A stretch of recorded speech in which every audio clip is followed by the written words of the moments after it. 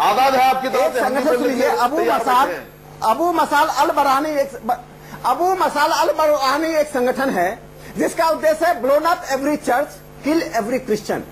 देखिए 2000 साल का इतिहास देखिए, कब ने हिंदुओं ने एक सेना बना के, दास्ता बना के किसी धर्म के लोगों की हत्या की? एक घटना बता दीजिए, एक रिलीजियस वार की घटना बता दीजिए जो मुस्लिम हिंदुओं के बीच में, हिंदू और क्रिश्चियन के बीच में 2 साल 4 साल 5 साल के लड़ाई हुए। देखिए सांप्रदायिक दंगे हुए, हत्या की घटनाएं हुई, इसमें दो राय नहीं। अब मैं बकार साहब सहमत हूं, कई घटनाएं हत्याएं की हुई, कई छोटे मोटे संगठन बने जिन्होंने एक मिशन बनाकर काम किया। नहीं, इससे दो राय एकदम नहीं है। बकार साहब हम लोग डिबेट करने आए हैं, हम लोग सब भारतीय हैं, हम एक दूसरे को मारने के लिए नहीं बैठे हुए हैं। लेकिन आप एक चीज बताइए, 2000 साल के इतिहास में हम दोनों भारतीय हैं, कब भारत के लोगों ने दास्ता बनाकर किसी धर्म को उखाड़ फेंकने के लिए अभियान चलाया?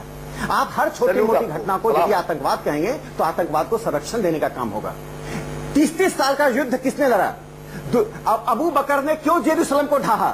और आज तक क्यों ग्लोबल क्रिश्चियन प्रोसिक्यूशन की थ्योरी क्यों पोप दे रहे हैं? ये सब जो सिद्धांत है, पूरी दुनिया में इस्लाम और क्रिश्चियन के बीच जो झगड़े चल रहे हैं, वो आतंकवाद का रूप नहीं है तो क्या है? मैं नहीं कह रहा इसके कारण सभी मुसलमान, सभी ईसाई इसके लिए दोषी हैं। मैं तो सिर्फ इतना कहा, हिंदुओं के साथ आतंकवाद का कोई इतिहास नहीं है।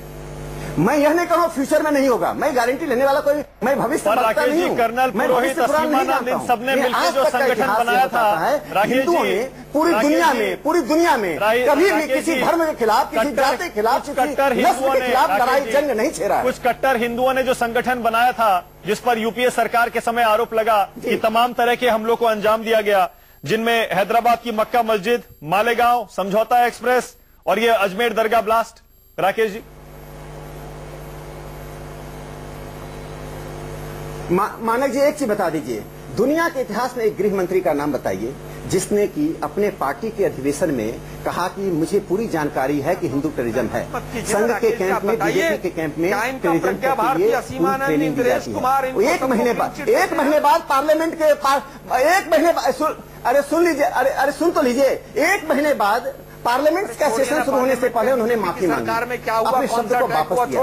एक गृह मंत्री के पास आईबी का इनपुट होता है, यदि सही था खड़े होते, कहते मैं इस्तीफा दे दूंगा। जैसे सरदार पटेल गए, निजाम को बताया कि रजाकार क्या होता है। हिंदुस्तान में पहली आतंकवाद की घटना हुई तो जिन्ना ने किया, जो डायरेक्ट एक्शन किया, जिसमें कलकत्ता में 10,000 लोग मारे गए, 10,000 महिलाओं के साथ बलात्कार। राकेश जी, आप कह रहे थे एक संगठन बता दीजिए, मैंने आपको संगठन बताया। राकेश जी, कहां से कट्टर हिंदू, ये है जिन्ना आतंकवादी था। मानक जी, आपने 4 उदाहरण दे दिए। पहला कोई आतंकवादी गिरोह का नेता था तो जिन्ना था। विश्वास नहीं है एनआईए और जुडिशियल प्रोसेस में पूरी तरह से जब से बीजेपी की सरकार आई है उसके अंदर घुस गए हैं लोग।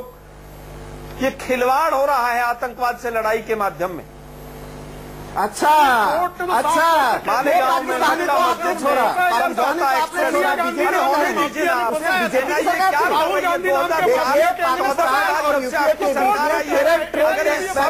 निर्दोष है तो एक आतंकवाद का पैक्ट था।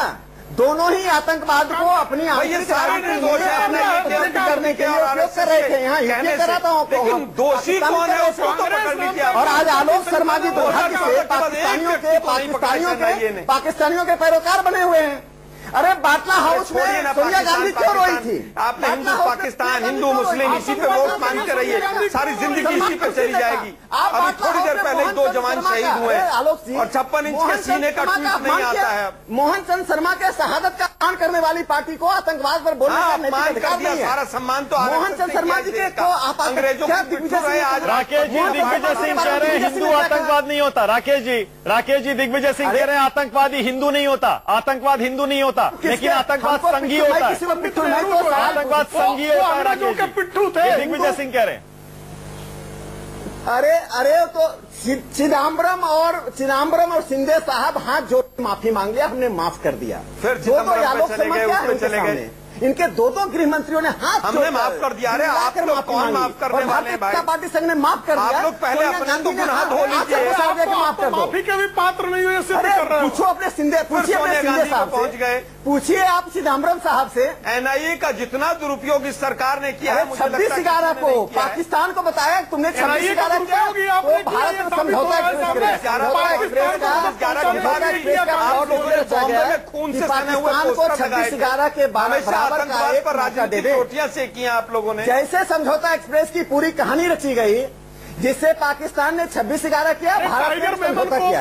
ये समझौता एक्सप्रेस छोड़िए, आप रोहिणी सलेम को क्या कहा सरकार ने? ये अफजल गुरू मेमन के समर्थक बकार साहब ये नहीं पता आपको? क्या बात कर रहे हैं? जब अफजल गुरू में बहस हो रही थी, बकार साहब सरकार को 14 मेमन पर बहस हो रही थी, बकार साहब आप लोगों ने अरेस्ट क्यों नहीं किया? न्यायिक अधिकार की बात कर रहे थे। एनआईए ने आज मुर्दाबाद कर रहे हैं। किया है, ओबीसी का मुर्दाबाद करके दिखाएं का काम, ओबीसी के भाई की निंदा करके दिखा दें।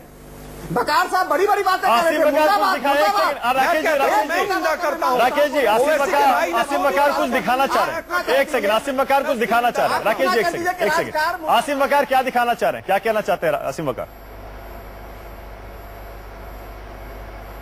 आसिम बकार क्या दिखा रहे हैं? क्या कहना चाह रहे हैं?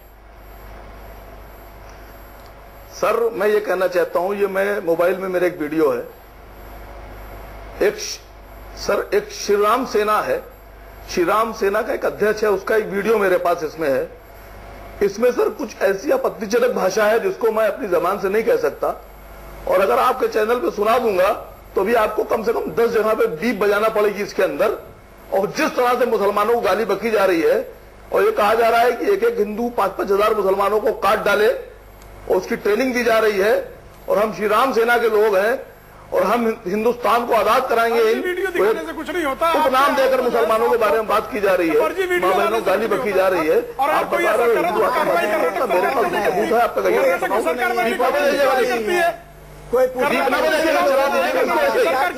क्यों बैठी हुई? आइए मैं अरेस्ट करता, आप नाम बताइए वीडियो में जाता हूँ।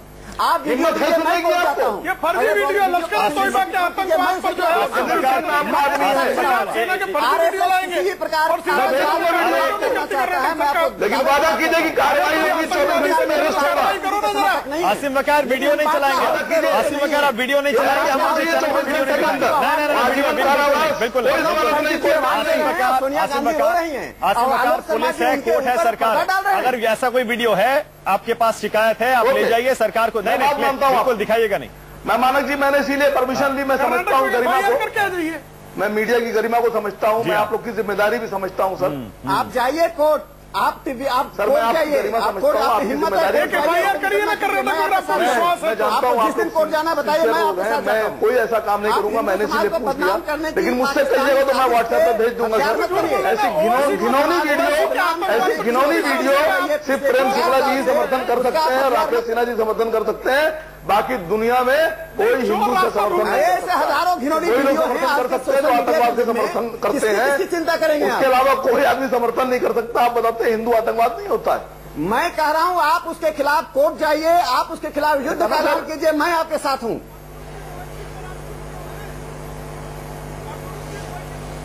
आप क्या बात कर रहे हैं? सोशल मीडिया के एज में छोटी छोटी बातों को लेकर आप एक पैरिटी है, आपका उद्देश्य क्या है? इस्लामिक आतंकवाद और हिंदू आतंकवाद हमारे साथ समानता स्थापित करना। ठीक है,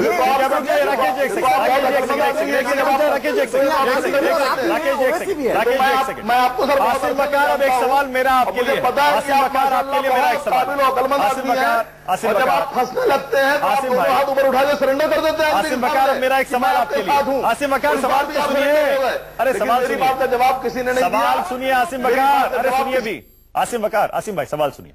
बीजेपी आरएसएस एक तरफ, कांग्रेस एक तरफ।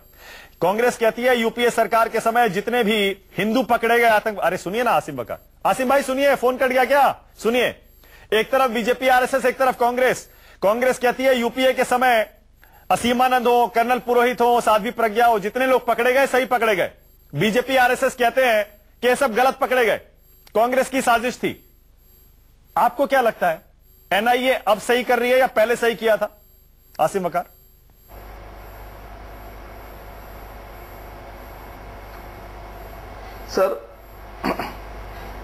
सर मुझे हेड बना दीजिए, मुझे कोई मंत्रालय दे दीजिए जांच करने का।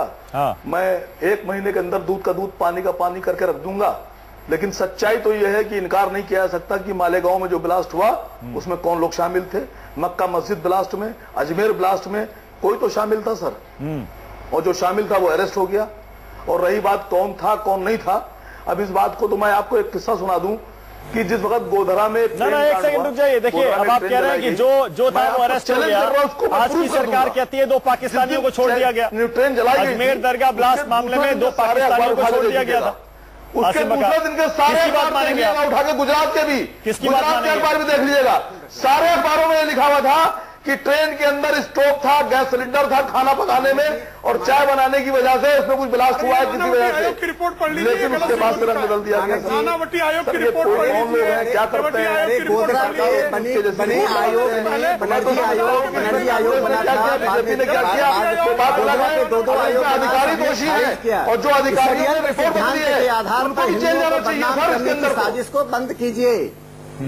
पूरा इतिहास हमारे पक्ष में खड़ा है। हम सत्य अहिंसा के पुजारी हैं। हमने तो साम्राज्यवाद से सत्य अहिंसा के खिलाफ संघर्ष किया था, इसलिए हिंदुओं को बदनाम करने ये आपके भी हित में है, देश के हित में है। अहिंसा पुजारी नहीं है। चलिए ठीक है, मेरे पास टाइम खत्म हो गया। बहुत बहुत शुक्रिया प्रेम शुक्ला, बहुत बहुत शुक्रिया, बहुत बहुत शुक्रिया आप सबका सबसे बड़ा सवाल में आने के लिए। देखा आपने, हिंदू आतंकवाद या इस्लामी आतंकवाद, इतने विवादित, इतने गर्मा गर्म बहस वाले मुद्दे रहते हैं इसमें, उसको कंडक्ट करना भी, मॉडरेट करना भी बड़ा मुश्किल होता है। बहुत बहुत शुक्रिया आप सबका। छोटा सा ब्रेक ले रहे हैं, देखते रहिए News 24।